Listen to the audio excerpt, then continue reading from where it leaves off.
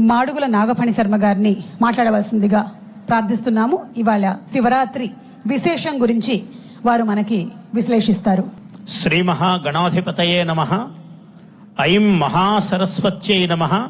శ్రీ గురుభ్యో నమః. అందరూ ఒక్కసారి ఓం నమః శివాయ. స్వరం వినపడలేదు. ఓం నమః శివాయ. ఓం నమః శివాయ. నమః శివాభ్యాం నవయౌవనాభ్యాం పరస్పరాశ్లిష్టవపుర్ధరాభ్యాం నగేంద్రకన్యా వృషకేతనాభ్యాం నమో నమః శంకర పార్వతీభ్యాం. నిత్య యవ్వనులు సనాతనులు అయినటువంటి పార్వతీ పరమేశ్వరుల పాద పద్మాలకు నమస్కరించి, ఇది మహాశివరాత్రి. ఈ మహాశివరాత్రి పర్వదినము ఇక్కడ ఈ అమరావతి రాజధాని ప్రాంగణములో, ఈ గుంటూరు ప్రాంగణములో ఈ మహా న్యూస్ మహా వంశీ గారు ఈ కార్యక్రమాన్ని ఏర్పాటు చేయడం, ఇది ప్రథమ వార్షికోత్సవం. అంటే ప్రథమం అంటే మొదటిది. ఒక అక్షరం తిప్పేస్తే ప్రమథులు, ప్రమథాగ్రేసరుడు మహాశివుడు. ఆయన చుట్టూ ఉండే పరిజనమంతా ప్రమథులు. మనమందరము కూడా ప్రమథులమే. అసలు శివుడి గొప్పతనం ఏమిటి అంటే, ఆయన శివుడంటే సౌందర్యం, శివుడంటే సౌజన్యం, శివుడంటే సహనం, శివుడంటే మాధుర్యం. హాలాహలము పుట్టినప్పుడు, పాలసముద్రం చిలికినప్పుడు హాలాహలం పుట్టింది, మహావిషము. ఆ విషం పుట్టినప్పుడు మహావిష్ణువు, ఇంద్రుడు, బ్రహ్మ అందరూ పరిగెత్తుకుంటూ వెళ్ళారు శివుడి దగ్గరికి. ఏమిటయ్యా మా పరిస్థితి, లోకమంతా ఏమైపోతుంది, నువ్వు కాచుకోవాలి అన్నారు. ఆ పరమేశ్వరుడు ఒక్కసారి ఆ మహావిషాన్ని, సర్వంకషమున్ మహావిషమును ఆహ్వానించే ఒక చిన్న ముద్దలాగా, ఒక నేరేడు పండులాగా చేసి మింగేశాడట మహానుభావుడు. అంటే కష్టాన్ని సహించటం అన్నది అది మింగి గొంతులో ఇక్కడ ఉంచాడు. లోపలికెళితే సమస్త భువనాలు మాడిపోతాయి, బయట ఉంటే బయటి లోకాలు మాడిపోతాయి. అందుకని అటు ఇటు కాకుండా గొంతులో పెట్టుకున్నాడు. ఆయన గరళకంఠుడు, నీలకంఠుడు అయ్యాడు మహానుభావుడు. మానవుడు కూడా అంతే. అదే సముద్రములో చంద్రుడు వచ్చాడు. చంద్రుడు వస్తే తల మీద పెట్టుకుని లోకానికంతా చూపించాడు, చంద్రుడు ఎంత చల్లనివాడు, ఎంత తెల్లనివాడు అని. ఇతరుల గుణాలు ఉంటే ఇలా తల మీద పెట్టుకుని చెప్పాలి, లోపం ఉంటే గరణములాగా గొంతులోనే పెట్టుకోవాలి అని ఒక మహా సందేశాన్ని శివుడు మనకు ఇస్తున్నాడు. అటువంటి పరమేశ్వరుని యొక్క శివరాత్రి. శివరాత్రి అంటేనే జాగరణము.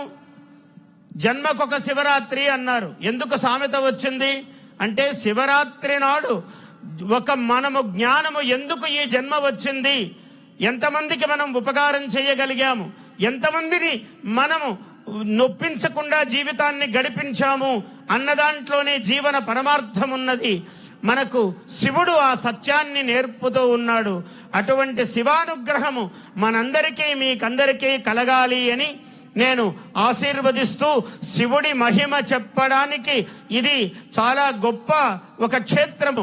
పంచారామాలలో ప్రప్రథమమైన క్షేత్రము, ఇంద్ర ప్రతిష్ఠితమైనటువంటి లింగము, అమరేశ్వర లింగము.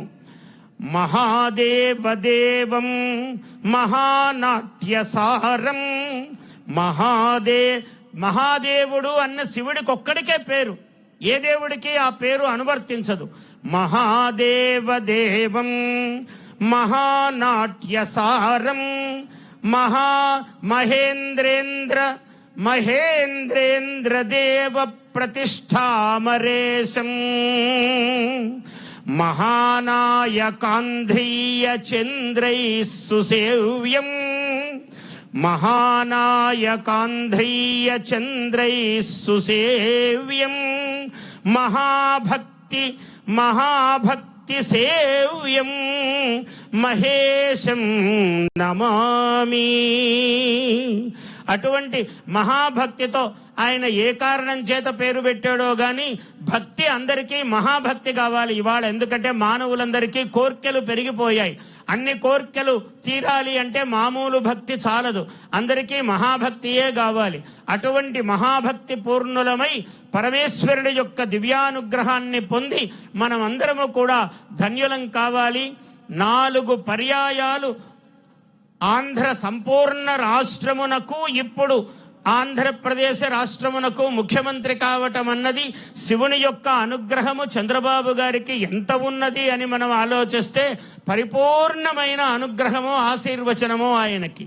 ఒకనాడు హైటెక్ సిటీ భాగ్యనగరం, అది ముందే భాగ్యనగరము హైదరాబాదు, దానిలో ఒక కిరీటములాగా హైటెక్ సిటీని నిర్మాణం చేశాడు ఆయన. ఇప్పుడు ఒక 5 కిరీటములు, అమరావతి 5 అక్షరాలు, 5 తలలు శివుడికి, పంచశీర్షుడు కదా ఆయన. అటువంటి 5 కిరీటములో 50 కిరీటములో ఆయన ఏం చేస్తాడో, ఆయనకు మాలాంటి వాళ్లకు పద్యం రాస్తే ఒక పట్టాన తృప్తి ఉండదు, ఇంకో భావం రావాలి, ఇంకో పదం రావాలి. అలాంటి మహానుభావుడు ఇంకా బాగా చేయాలి, ఇంకా బాగా చేయాలనే తపన ఉంటుంది ఆయనకి. ఆ చేతికి అంత అనుగ్రహం శివుడు ప్రసాదించాడు. ఎందుకంటే అమరేశ్వరుడు, ఇంద్ర ప్రతిష్ఠితమైన లింగము అమరేశ్వరుడు, 16 అడుగుల లింగం అది. ఇంత గొప్ప లింగము ఈ ప్రాంతములో ఇదొక్కటే, అంత గొప్ప లింగము.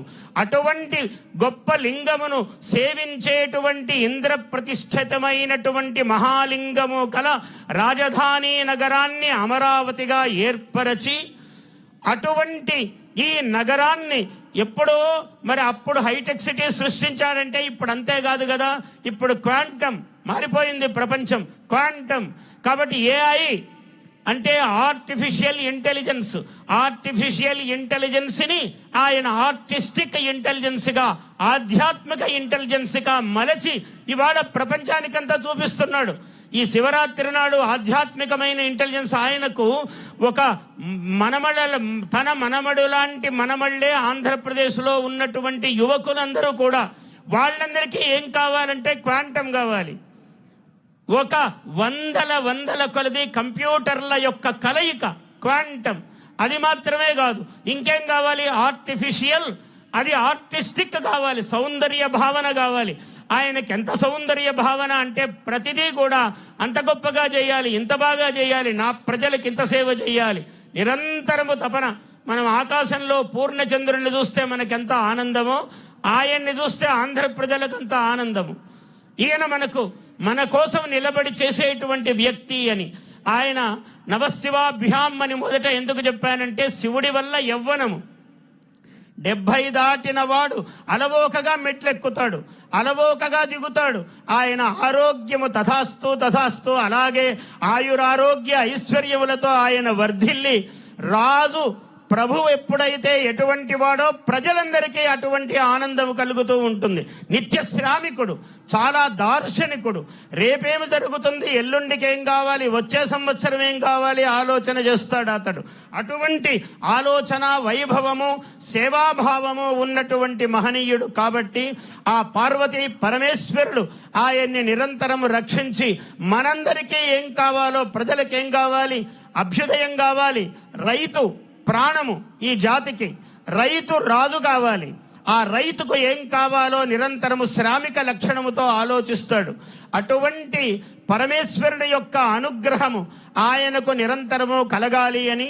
నాకేమో 5 నిమిషాలు అన్నారు, సమయం ఒక్క 2 నిమిషాలు మాట్లాడే వీలుంటే మాట్లాడతాను, అనుమతిస్తే.